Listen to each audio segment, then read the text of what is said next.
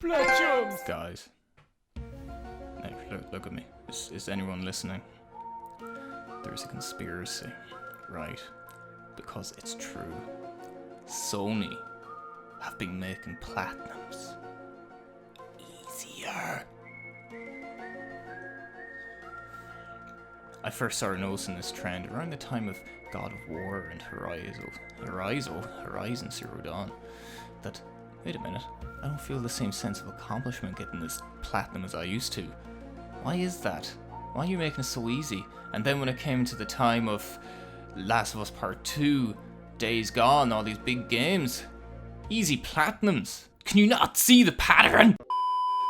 Okay, look, I think it's safe to say the Sony first party games have had kind of easier platinum trophies than maybe back in the day. So, let's just quickly discuss why we think that is. Is it a good thing? And is it here to stay? So, Dan, easy platinum trophies, not necessarily a bad thing, because normally Sony first party games are great games, but what do you think their angle is with this? Yeah, it's probably dating back to I think Horizon is probably the earliest example of, or off the top of my head, what I can think of as the kind of first game that really stuck out, where this game was, relatively straightforward for the platinum. There was no online. Now there's no online in that game anyway. There was no difficulty requirement on the base game. That's a big one. That's a big one. Yeah, this was, coming from, Uncharted, where it was brutal difficulty. Crushing, and even Uncharted 4 had speedrun trophy.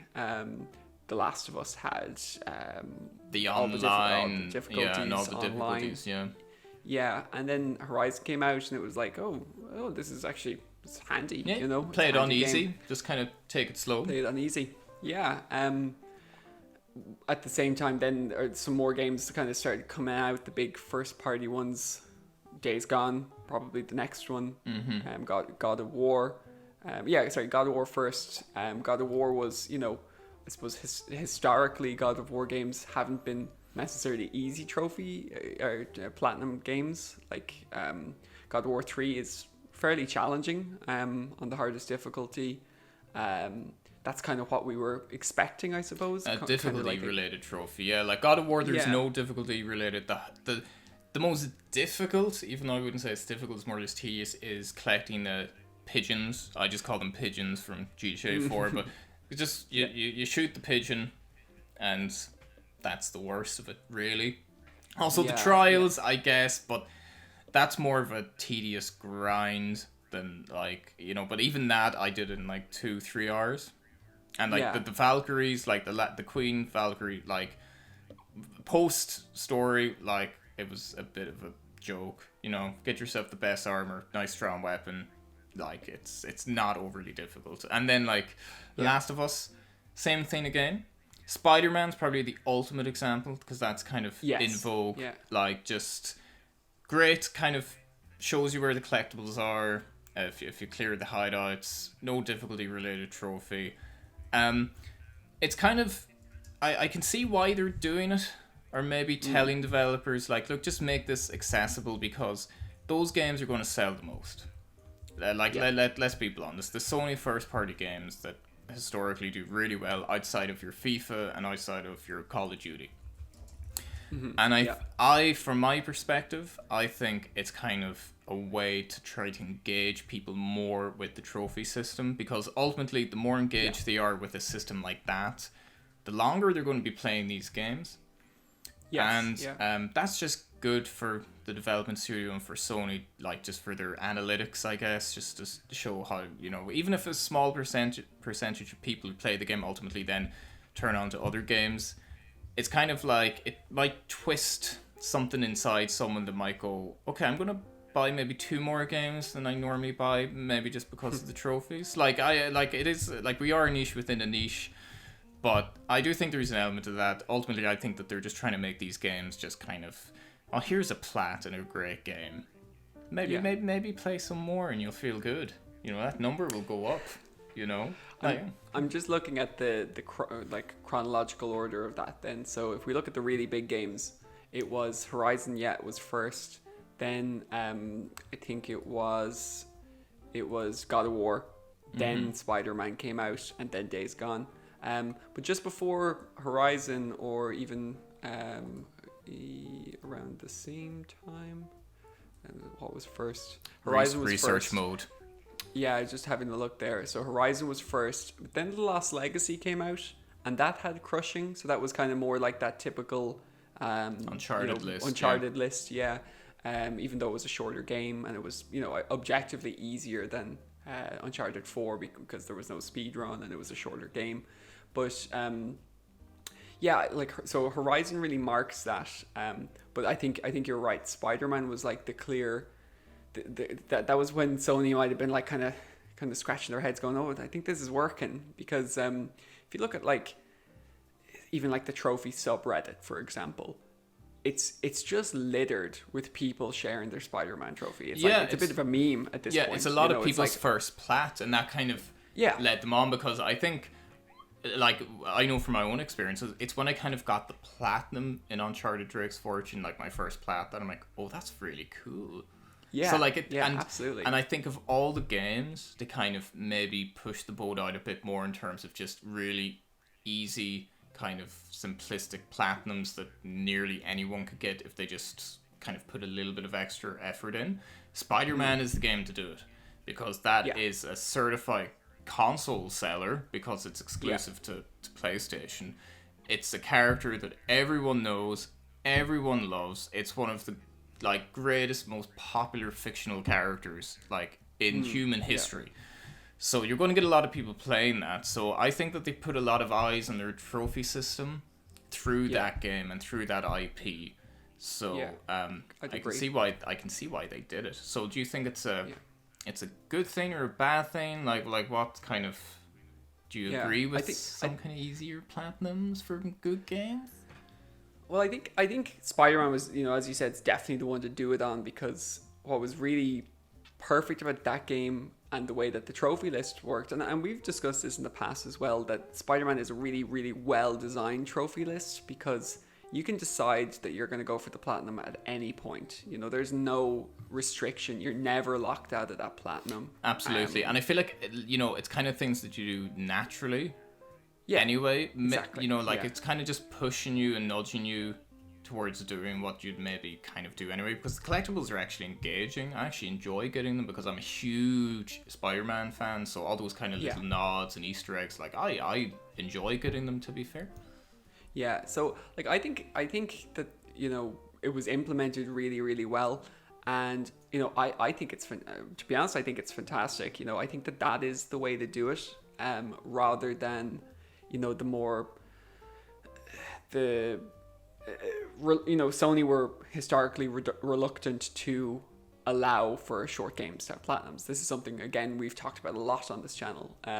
We've talked about the fact that before, in the early days, PlayStation 3 days of trophies, a short platinum was at minimum a day. At minimum, you're looking at the shortest game that I can think of off the top of my head is probably The Walking Dead Season 1. Or Mini Ninjas, as we talked about in your trophy collection video. Yeah. Exactly, yeah. The short games like that would still even require a full playthrough. So it was, and that was the bar. Then even a game like Flower or Journey, more recently, they're pretty substantial games in their own right, especially for indie games. They're not short. You're looking at 5 hours or whatever to kind of see the whole thing. Journey's well realized. That's a Sony indie game. Compared to a lot of games that Plat's not like that. There is a lot to that, and it's a fantastic game as well. Yeah. So the fact that those games didn't have trophies, really spoke to the way that Sony approached the platinum. And trophies in general. So that obviously collapsed, that platinum wall. It was obviously communicated. It was the Berlin Wall of platinums. Yeah, it just crumbled down to reveal, And just the hand reaching through the wall Radaleka. For the easy plats. Radaleka with a sledgehammer. It's fuck you, wall. As word spread of the Radalika game sale, people lost their minds. I got these 2 platinums in 10 minutes, says this man. But basically, I think that there was a point there, obviously, that did occur, where it was just like, I think maybe it was Sony kind of getting like, oh, well, maybe this game can have a few extra more trophies. Maybe they loosened the belt a little bit. Yeah, and then eventually the belt just, popped off. It just flew off. No, but like... No belt. I mean, it's kind of like, I guess, like, the broader context would be, well, like, what should a platinum be? I mean, do you need to punish the gamers? Do you need to, like, demand an insane amount of time and or skill? Or do you simply give them a platinum for kind of just doing everything in the game that kind of you'd naturally do? For example, SpiderMan. I mean, you give... And God of War as well. And God of War, so you need to go out of your way for the pigeons. But with Spider-Man's, like, and God of War as well, you're just free to pick your own difficulty level. Like, you still won't get the Plat for, like, nothing. I mean, you still need to, like, just play the game. And I like that. Like, because I don't know if it's because I'm getting older and I'm not, like, pushing for the Fight Night Round 4 Platinum or, like, Far Cry 2, but it's kind of nice. It's appealing that it just comes so kind of easy, and it doesn't feel kind of like you're just being thrown it, like, here you go, here's your platinum, you dirtbag, like, it's just I like this trend, and I think that trophies, speaking as someone that has their fair share, both of us are fair share of kind of difficult or super grindy trophies. I mean, there is a middle ground to be kind of found here between the people that actually care about this stuff, just ultimately. And I think the more Sony kind of treat their first party games like that, I think it's a good thing, to be fair. Yeah, no, I agree. I think it's a good trend. I like the fact, before The Last of Us 2 came out, I knew the list was going to be easier. I just knew that, like, because of the trend and Days Gone, I knew that this was going to be I know, not that it was spoiled like the game, not that there was a big leak, but I knew that the game was going to be easier, and then of course it was. We've no difficulty mode, and another thing that I think is a nice balance there to keep still a bit of that challenge is that they do release those extra DLC trophies, the new game plus trophies, the new game plus, So like that's kind of a guarantee. So again then. So we saw that with The Last of Us 2, and then subsequently Ghost of Tsushima. Now I'm working my way through that, and again that's the same, no difficulty trophy. It's just get the collectibles, finish the game, do this. Like, even one interesting thing is, like, there's some collectibles that are kind of tricky to find, but with those ones they've actually reduced the requirement, so you don't have to get all of them.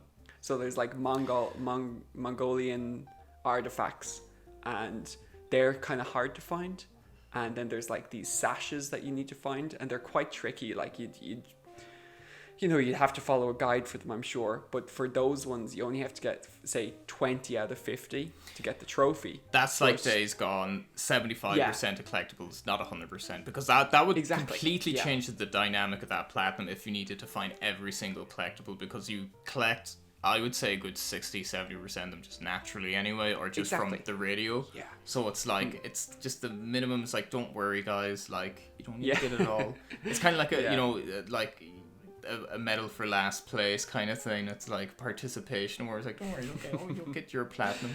Yeah, no, I think it's a really good thing. I love seeing people like excited about the trophies, because like I'm excited about the trophies.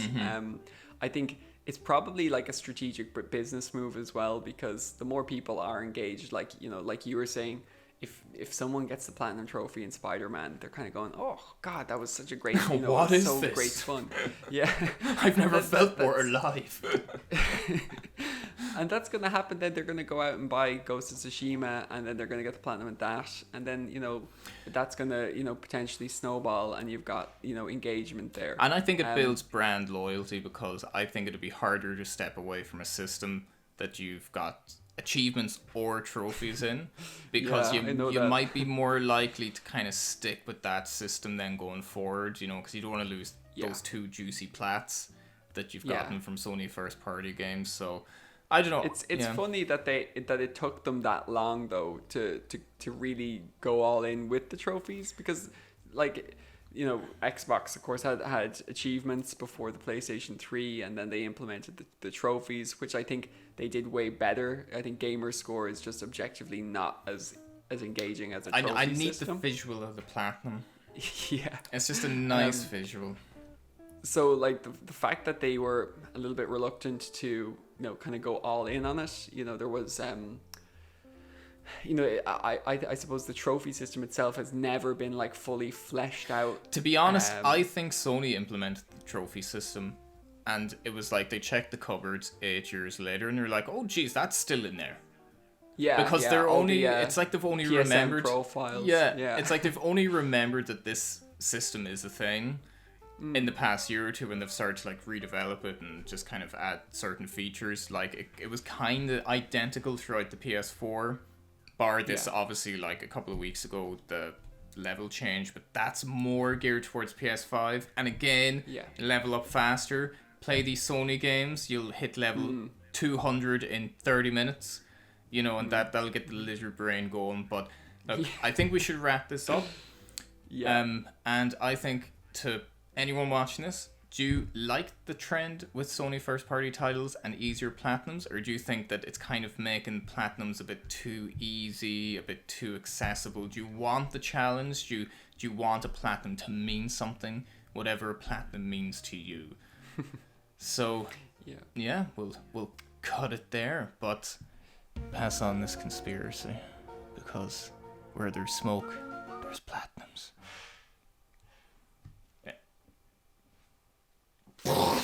I need to reach. I got frame. Plat.